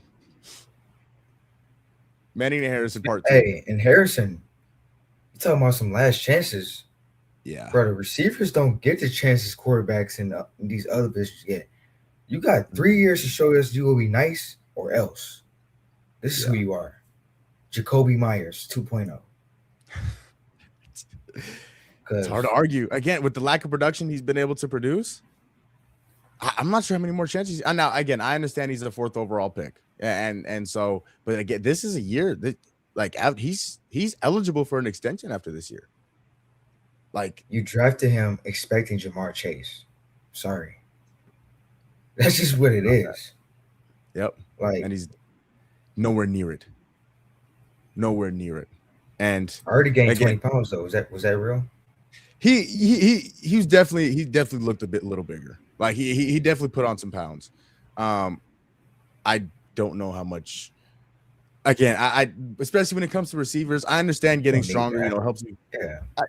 It's not a necessity. Like, you know, that's where it is. That's where it is. You gotta have that. Like, you just gotta have it. Like, what Michael Irvin say? We either go run this slant, or we're going back to the crib. Yeah. Like, literally. And but you gotta think he's grew up rich. Yeah. So So unfortunately, like unless something catastrophic happens, that mentality just won't be developed overnight. No. He's got to get No. hungry. He's got to get desperate. He's got to get desperate. He's got to understand. Michael Wilson, that boy was desperate last year. That's a bad boy, Kyson. That's a bad boy. And if Michael Wilson takes over that wide receiver 1 position, there are going to be some very awkward conversations had. Very awkward conversations had within that locker room and on this show, because I love Marvin. He's a Buckeye, but hey, brother, can you do anything? Man. All right, we'll talk. We got a couple more things, and then we'll make our predictions for the NBA Finals. We'll spend a few minutes on each of these things, just because it just came out recently. Texas Tech transfer quarterback Brendan Sorsby, his college career might be over. He was very, very good at Cincinnati last year, and for that reason, he moved on to Texas Tech, who was in the playoff last year. And Texas Tech, that vaunted defense they had a fantastic defense. David Bailey out of Texas Tech, of course, was drafted number 2 overall out of Texas Tech, the edge rusher. And they were looking for a quarterback that could really make some noise. Now, they have a young quarterback, Will Hammond, who is hurt and won't be back, I don't think, before the season will start.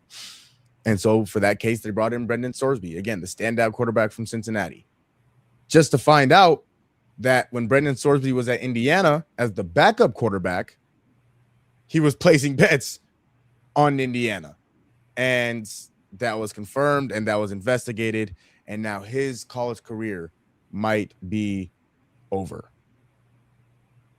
When you look at this situation, Kyson, again, as a kid trying to make it, I mean, this was going to be, and we've heard all the talk about the 2027 class. I've joked about Arch Manning becoming a Cardinal, but you look at Arch Manning, you look at Lenora Sellers, you look at Dante Moore, you look at all these guys that are supposed to be coming into this or 2027 in this quarterback draft class. He was involved in those conversations. And to hear things like this and to understand that even if he is able to go in the NFL supplemental draft, I don't know if there will be an NFL team that will be willing to take the risk because of the reputation that he now has. I mean, it sucks for him, but again, Kyson, my dad always told me you got to live with the decisions you make, and it sounds like Brendan Sorsby is living with the decisions he made at Indiana. Who snitched, man? That's what I want to know. Who snitched? Somebody was talking. If you ask me, they all betting, they all gambling, like. They just like Terry Rozier and them. They're just a front. Like that's okay. We go get these 3-4 people to cover up the hundreds that's doing it, and for real. Yeah. You mean to tell me? Think about it. You don't think Anthony Edwards, homie, man, what you on tonight, bro? I got you for woo points, and I got you for this many. Like you're out of your mind if you don't think that's happening. Some eighth guy off the bench. Hey, bro, go on FanDuel. I'm on there. You on FanDuel? Bet my under. Bet. Like this is especially in college. Kidding me? The backup the third string running back, best friend. You get in the game today, bro? Yeah, I might. Bet. Like just little bits of information like that is enough for me to go on FanDuel, click a couple buttons. And now I'm trying to get rich. And it's just an epidemic going on, man. Gambling's always been a thing. Props, prop betting, money lines, spreads, that's been a thing since forever, right? But now it's on the phone. I could literally swipe up out my phone right now, show FanDuel. Click 3 buttons, and they asking me for $10. Just $10 giving you $189.72. Yep. Sure. I need that. That's my water bill real quick. Me, like that's people. I'm spending my lunch for a fortune. I'm trying to make $25 into $2,500 off 4 buttons. That's why these people are on social media. Man, you monkey, you B word. I'm gonna K word you, like. Tell you, like they putting Man, I'm saying, and they put a real life money on these athletes, and it's very easy to us. Like we got teenagers talking about parlays. Yep. You know what I mean? Like jokingly, but we didn't. I didn't know what no parlay was at 16. What? Promise you, I didn't. Like that's just what it like. That's just the world we live in. They promote it so much before the game, after the game, during the game. The spot is on the courts, it's on the fields, it's on the sponsorships, it's everywhere. So I'm saying all of that to say, do I blame this kid, the backup quarterback, who probably never thought he would be a top recruit for the NFL draft? Probably thought, man, I'm just rock out, try to make this money. This is before NIL. He was doing this, by the way. Yep. So, he thought he was a regular, normal college kid. Well, guess what? No regular, normal college kid nowadays, they're offering $1 million. We got dudes that was in the NBA going back to college for the bag. Yep.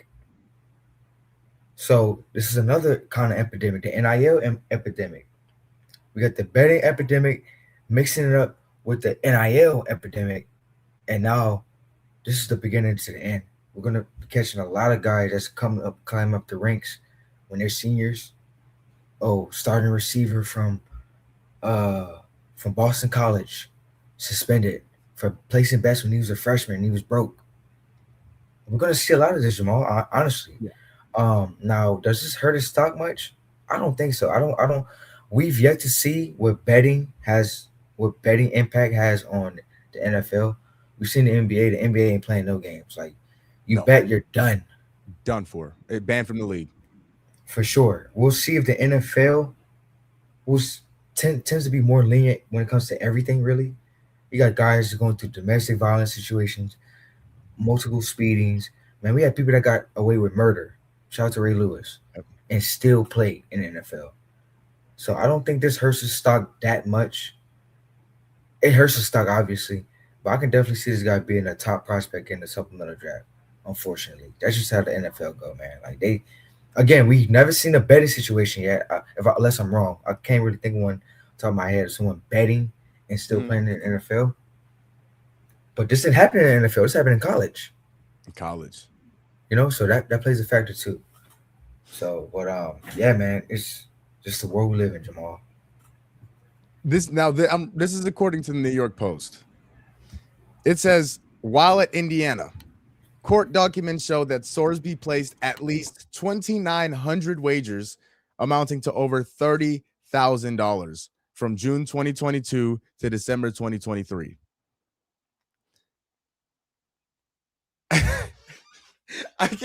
That is 40 of these bets were connected to the Hoosiers football team while he was on the team. And now this is what is really getting the NCAA. This is why they want to ban him, or this is why they don't want to bring him back, is because of what he did specifically to his team and that he was betting on his team. And first of all, yeah, John, this is the exact reaction that's the perfect reaction, because again, this is a guy that's supposed to go in the first round next year, and he might not even get the opportunity to go prove himself as a first round quarterback this year. And Kyson, to your point, there are so many situations in which this is still happening. They just haven't gotten caught. Yeah, you know what I'm saying? And he's one of the guys that got caught, and he just so happens to be good now. Again, when you're, like you said, when you're a backup at Indiana, well, you know, I'm probably not going to get an opportunity. And if I do, you know, who knows what happens? I'm going to try and see if I can make myself a little bit of money. He tried that. And he said, oh, wait, I'm actually pretty good. Yeah. And now I have the opportunity to go make a lot of money by being a first round pick. And so now he's not going to get that opportunity. So to your point, Tyson, who ratted? You know what I'm saying? Who ratted? Somebody talk. Somebody Absolutely. talk. And if somebody talked, if they got mob ties, like John says, whoever ratted is in trouble. I'll tell you that. He probably ratted. Honestly, it might have been him. He might have been. He probably got himself out of some sticky situations. What? Oh man, he might have done something crazy. And even to your point earlier, parlay. I didn't know what a parlay was until like 2 years ago, if even that, maybe a year ago. Right. Let alone, like you said, teenagers are talking about it now, joking about it. When I was watching football, I'm watching football and I'm make little small bet. Hey, I'll bet you $20. The Seahawks can win the Super Bowl over the Patriots. Like that's something like that. Like I'm not. What is a parlay? Why would Chris Matthews go over 3 catches and 150 yards? You know what I'm saying? Like it's crazy things like that. But that's life in 2026. The Orlando Magic made a hire, Kyson. They hired, funny enough, San Antonio Spurs assistant Sean Sweeney as their new head coach, reportedly. Now, here's the interesting thing about Sean Sweeney. Obviously, he's in the Western Conference Finals, and that's funny. If the FBI gets involved, well, the mob is absolutely involved, John. Let's just get that out there right now. If the FBI involved, there's some mafia or mob that's in New York currently watching this and saying, "Can you guys stop?" All right, well. Right. Like especially in a lot of these scandals, that's who used to run the betting stuff before it was actually legal. It was the mob, it was the mafia, and and that's where all the bookies came from. And so now it's a lot different. Now it's legal if as long as you're not on the team that you're betting on. The Orlando Magic hire Spurs assistant coach Sean Sweeney as their new head coach. Now, Sean Sweeney is the assistant coach, of course, like I just mentioned, in San Antonio, who is now in the NBA Finals. Here's the interesting thing about Sean Sweeney, Kyson, is that he's been in these head coaching conversations, in these head coaching circles, for a few years now. I remember last year when the Suns fired Mike Budenholzer, and before they hired Jordan Knott, he was a top candidate to get the Suns job. Obviously, the Suns ended up going with Jordan Knott, but I mean, this has been a coach that has been in the circle for a long time and just hasn't got the opportunity until now. And you see what Sean Sweeney did and has done with the San Antonio Spurs as being the assistant to Mitch Johnson, and he runs that defense. And you saw what that defense did to SGA and company in this series for the most part. I think Sean Sweeney could really, really, really impact this Orlando Magic team, especially with the pieces they have right now. Yeah, I like the hire. I forgot the other candidates. Trying to think. I think Jason Kidd was in the running for that job. I like this decision better. This is a guy that knows basketball, a new guy. That's exactly what you need. Jamal Mosey and Jason Kidd are very similar. Former players tend to do things a little bit more old school, more traditional. You got a guy, Sean Sweeney, who's going to run the defense. He's going to run a new age offense. He's going to use the young talent that the Orlando Magic have the right way. This is a team that was one win away from being the Detroit Pistons' first seed in the first round.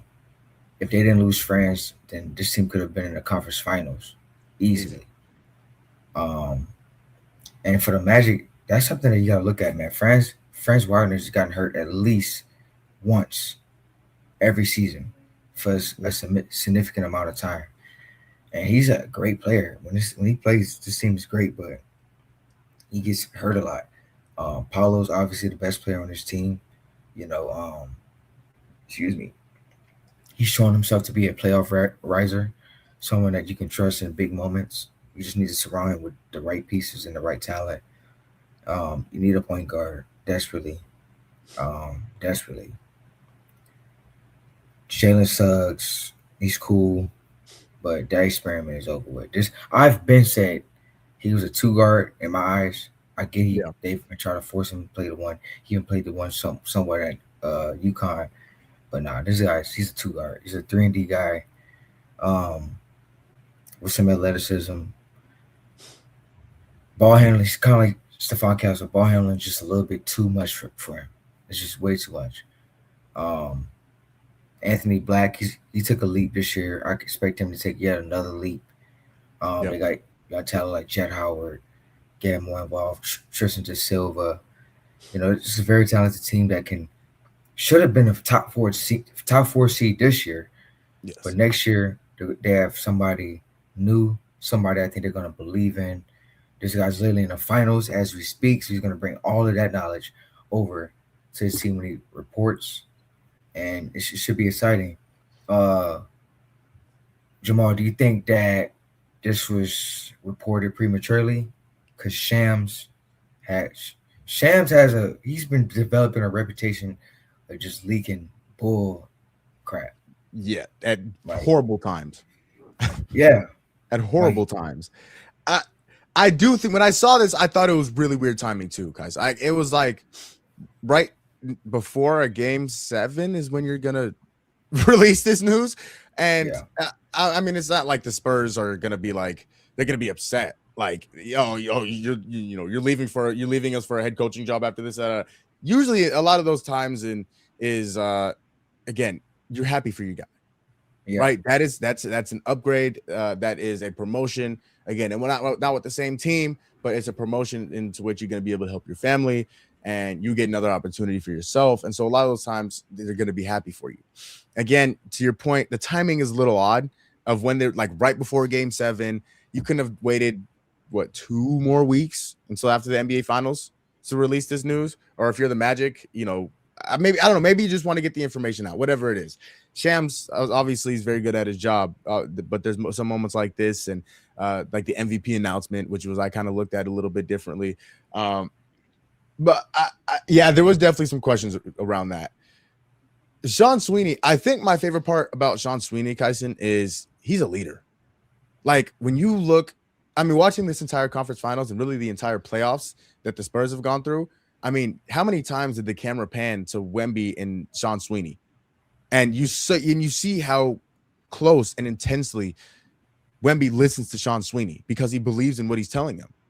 It's not one of those things where he's just he's like, oh yeah, whatever, I got you. Yeah. He's kind of waving him off. No, he doesn't leave until Sean Sweeney is done finishing what he's saying. And so that I think stands out to me a lot because that's the characteristics of a leader. And because of that, I think Sean Sweeney can do wonders with Paolo Banchero. If Paolo Banchero is willing to learn and willing to become a sponge and learn from this guy, I think Paolo Banchero can be one of the best players in basketball on both sides of the floor because he has the build, he has the athletic ability, he has the talent to do it. He just has to want to do it. And I think Sean Sweeney might be able to get the best out of him, especially on the defensive end of the floor. And if Sean Sweeney brings in the right guys, can get the best offensively out of Paolo Banchero. I agree with you. I think the Magic needed something new. I don't think they needed another former player. I think they needed somebody to come in and a guy that's worked his entire butt off to get the opportunity to become a head coach.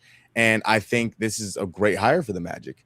And when you look at the Magic, you know what? Before I even continue with that, Kyson, you made a great point. They need a point guard. You know who I'm thinking about? Ooh. They might be it's a guy in Dallas that probably doesn't belong there anymore. Kyrie? Mm-hmm. No, he coming to Houston. Oh, there you go. See, here you go. Fred. That's not. So, yes, what you going to do with Fred? Bye. See, there you go. He fat now, bro. I don't need that. Fred, okay, so what you gonna give up for Kyrie? Fred. Tari probably. And a pick. That's it. That's for Kyrie. Yeah. He old, bro. See, now this is wishful thinking, and I'm not mad at it. He old, bro. He just came off an ACL. Y'all need all that. That's still but that's the thing about Kyrie is he doesn't rely on his athleticism. He doesn't need his knees. As long as he has 2 hands and a basketball, he can still get to the basket and score. And them feet. And them feet, boy, he got some quick feet. He moved them puppies offensively. Now, defensively, that's another conversation. But offensively, boy, his footwork is nasty. Yeah, I mean, who else in that point guard position? I mean, go get a Schroeder, maybe. You need somebody. Like, Another veteran guy. I think your boy Colin isn't he a free agent this year? No, This don't summer? see. There you go. See, there you go. Nope. He's Gillespie? staying right here. He's staying right here. Don't Restricted even or think about it. unrestricted? Unrestricted. No, he's staying here. He's staying here. No, Kyson, don't do that. That boy Don't do gone. No, come on. He's staying That'd be here. nice. That'd be nice. He's over there. But Kyson, or not Kyson, Colin, I will say, he's not the greatest. Like, he's a good ball handler, but he's more of a spot up guy. Like, he can handle the ball, but where he's best is a spot up. Like, first of all, I thought Tyus Jones would work, and again, he just did not work. He didn't work with the Suns, and he didn't work with Orlando. You look at, again, Kyrie is a guy. I mean, I guess if you're you mentioned Fred wouldn't be a bad option in Orlando. For who though? That's the thing. I give up. Because we need Fred at that point. You want Jalen Suggs? No. You No, want thank you. Jonathan Isaac? Jonathan Isaac. My bad. I didn't even know you still in the league. Yeah, it's not much. It's not. Yeah, this free agent pool isn't that deep either. Mm-mm. If you're not drafting, and then the second apron, It's tough. Again, with all the, like you said, the second apron in terms of just the restrictions that they have in spending, in terms of spending money. I mean, let's see. Huh? You can't even take no more. Mm-mm. It's especially with the new rules too. Like, Yeah. It's tough. There's really no point guards that I can see like you could look at. Okay, well, we can go after him. If you're at least if you're the Magic, again, the veteran guys. Is Marcus Smart? I think he's on a 1 year with the Lakers. Is he a free agent this year? I don't know. Yeah, it's tough. It's tough. I don't know. There's going to be some moves that the Magic make, obviously, to get further in the East. But Derek White, maybe. If you could put up a package and get Derek White, I think that'd be a fantastic move. Payne Pritchard. And I He's think up this year. Is he up? Oh man. Boy, if they got Peyton Pritchard, that'd be a huge move for them. And I think that'd do wonders because, again, he's a guy that can shoot the ball at an elite level. He can absolutely handle the ball. And if he needs to get the ball, he can next year, actually. So he's due for an extension this year, but his contract. He's up for an extension. They're not extending him. You don't think so? Nah. He's been a valuable piece of that team. The Celtics are looking for a big move again. I think so? I think they're going for, if they're gonna make a move, they're going for a big one. What do you think they need? A big? Yeah, for sure. Yeah. And I knew that would be a problem when they got rid of Al. Al was the only one that can handle Joel. Yeah. He was the only one. And Giannis. Al was the only one that can hold it on. I've been hearing, we joke about it a lot, but they've been hunting for Bam. Hunting. Yeah, they have. It won't happen. They have the pieces. I don't think they do. You don't think so? I think they would try to keep JB if they're going for Bam. Yeah. There's no point in getting Bam if you're not keeping JB. That's a good point. You still think they're gonna trade JB? No. I think they might take calls.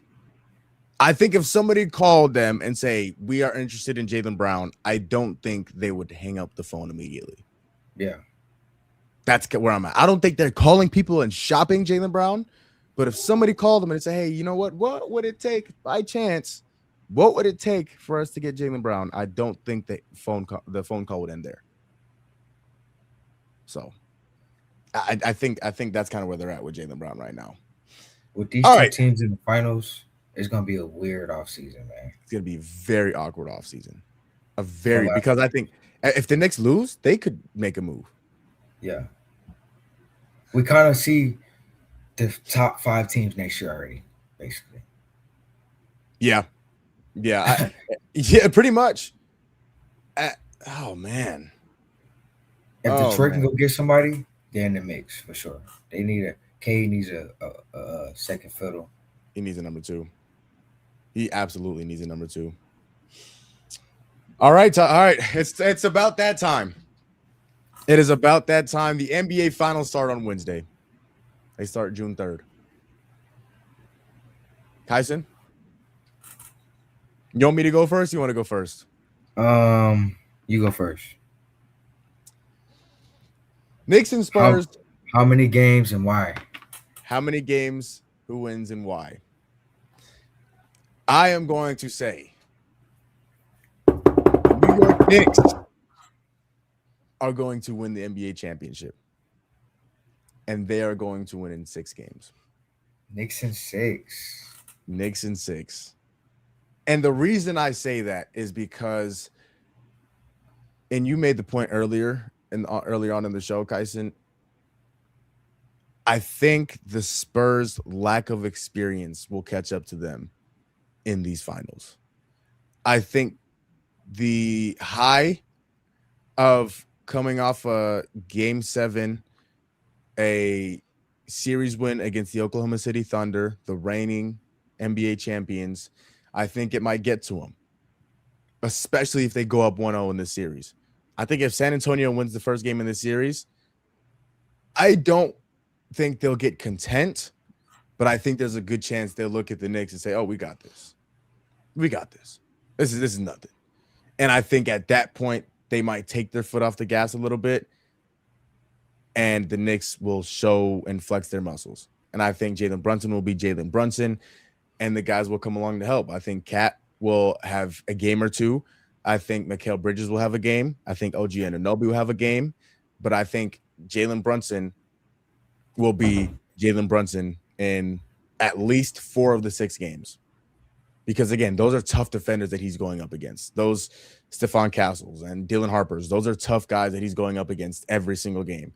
But I think if you get 4 elite Jalen Brunson games in these NBA finals, you got a good chance to win.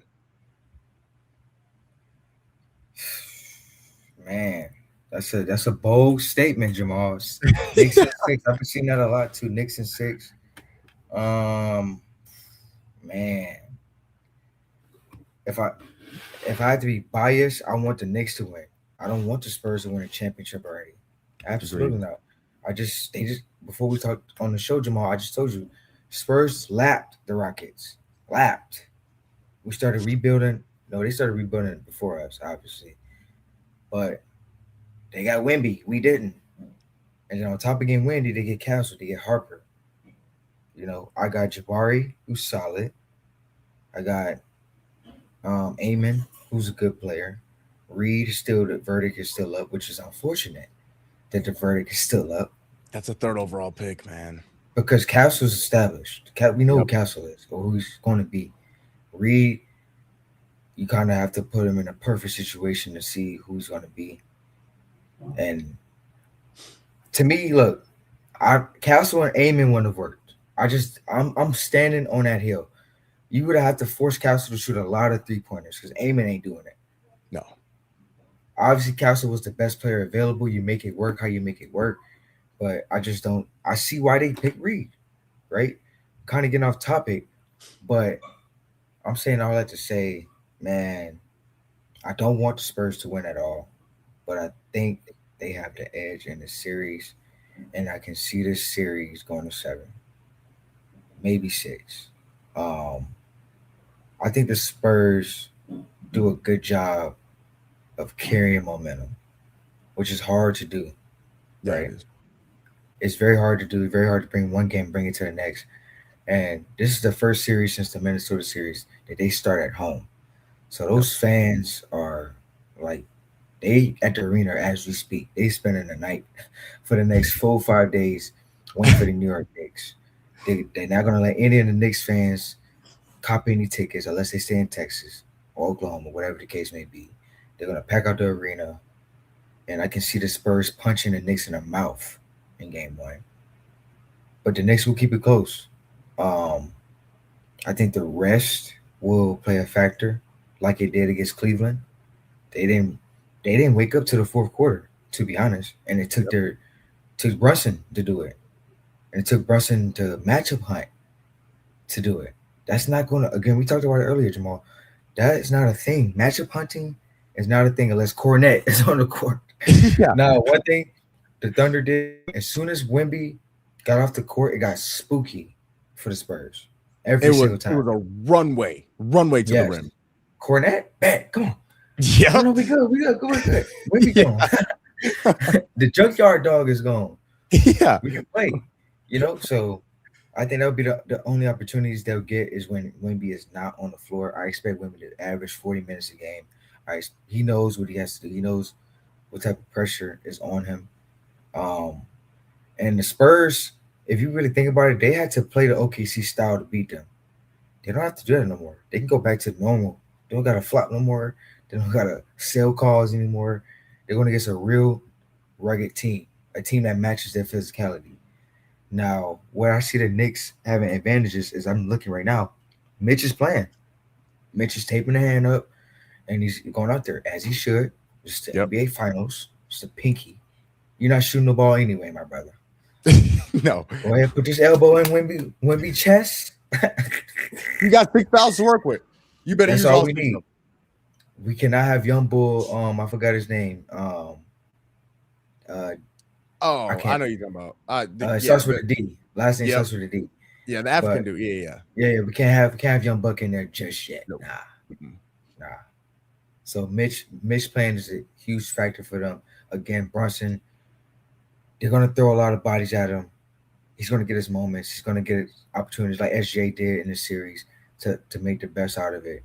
But Cat is gonna be for the Knicks. Going to be an X factor on both offense and defense. I expect the Spurs to make him work on defense. I also expect the Spurs. They shoot a lot of threes, man. Yep. I think that I'm not confident saying this. I'm gonna keep it on Jamal. That's why I said 7. And I want the Knicks to win. I really do. But the Spurs proved me wrong a lot. Not only in that Timberwolves series, but this series as well. They are rolling, and sometimes it's what you need in the NBA playoffs. There's a lot of luck, momentum, and an alien. Yep. And they got it. They got it all, I think Wemby's gravity is going to play a huge factor in this series on defense. I think they're going to try him at first. OG, Mikal, they're definitely going to try to go at Wemby head first, try to dunk on him, but then they're going to learn their lesson real quick. Like, this dude ain't nothing to play with. I'm expecting a great series nonetheless, but I think the Spurs walk out of this series in 7, maybe 6 games. I'm looking forward to it. Boy, I'm looking forward to it. I want the Knicks to win though. I'm gonna keep saying that. Like, I really want the Knicks to win. Let me be more specific. I want Mikal Bridges and Jalen Brunson to win. I don't really care about the Knicks themselves. But those are 2 of my 3 favorite players in the league. I just can't have the Spurs, bro. Like, this is just no. I just can't take this already.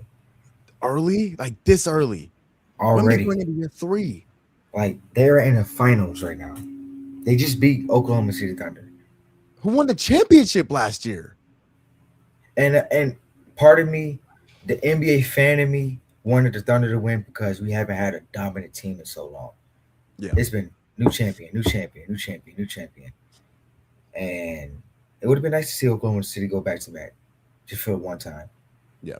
But we've halted a lot of conversations for SGA.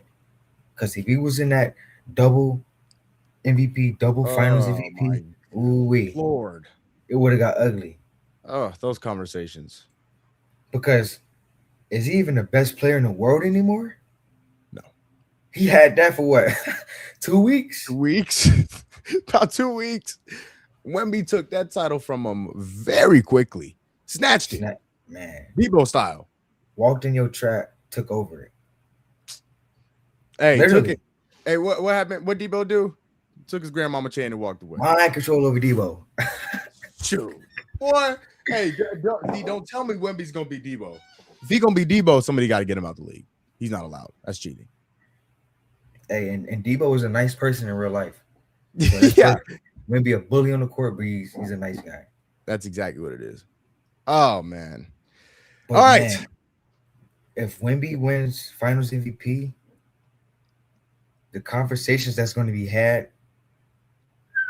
He goes into next year as the best player in the world.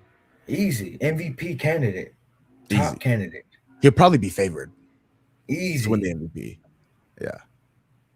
Oh, Defensive Player of the Year locked up for the next however long. nobody Like, even has man. a chance. Nobody has a chance to win that award. Like I was trying to be creative. At the beginning of the year, I said, you know what? I think Amen Thompson is going to win it, and that's just hopeful. That was just Man, hopeful. he took a step back on the defense this year. I mean, he did, but I think he also it's because of the offensive load that he tried to produce. That, and then you have Segun. Love my guy, but if that's your backside defender, Oh boy, no, that can't happen. That can't happen. All right, those are our for us, y'all. NBA. Huh? Says it's gonna be rough for us, man. Oh, pray for us, please. Suns fans, Rockets fans, and anybody else that's not named Oklahoma City and San Antonio. It's gonna be rough. There's not gonna be any winning outside of San Antonio and Oklahoma City in the Western Conference for a very long time. That is going to close out this edition. Actually, hold on real quick. Speaking of which, John, great point. If the Spurs win, again, to Kaiser's point, this early, Wemby's in year 3. Stephon Castle's in year 2. Dylan Harper is a rookie. Yeah.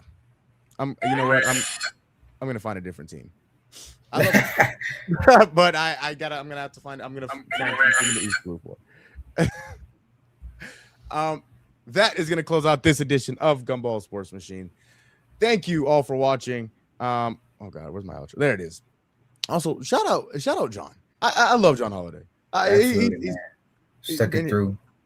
Man, he's awesome. Follow him on TikTok. If you're not following him on TikTok, first of all, what are you doing? Elite TikTok content. He live streams every day, as far as I'm aware of. Bible Every reading, day. you name it. All the above. Fantastic. So follow him. TikTok, Instagram. He is amazing at what he does. Elite content. He is, again, a great watch. Whenever he's live, I watch him personally. So, and firsthand, I strongly recommend following BBF Holiday on TikTok. And you shout out to John. Shout out to John. W stream. Man, much love, dog. Kyson, my dog. Hey, boy, I think this is the first show you and I did like together, just you and I. Yeah, I think so. I had to. Hey, I had to rock put on the eye black and get ready. And listen, perfect. Again, especially on a day like today when we're reacting to Game 7 and looking ahead to the NBA Finals and the conversations that we had today. That's why we call you the expert analyst. There's nobody that breaks down the game better. Nobody. Absolutely nobody. As I always say, man, thank you all for watching. If nobody else is going to tell you, I'll tell you. I love you. You matter, and you have a purpose. Strive for happiness and be grateful for what you do have instead of what you don't. Kyson, Men's Mental Health Month is coming up next month in June, so we will be talking a lot about that. Again, this is a sports show, but we also bring up matters like that, and to which need to be brought up is very, very important. So it is not June yet. Well, I guess in some places it is, and on the East Coast it is. But happy Men's Mental Health Month. If you're watching this in June, we will be talking much more about it within the month of June, especially. But Kyson, OG isn't here, so would you mind doing the honors? Well, without further ado, y'all, if y'all could smash that like button, comment, like, subscribe, share to all your friends, your mama, your daddy, your uncle, your auntie, your auntie's boyfriend that be there from time to time, her nephew, his niece, her brother, his sister, you name it, man. Just go out. The word in the mouth is the most powerful spreading tool. But we really appreciate y'all for watching this, man. And expect us more, man. Watch party coming soon as well.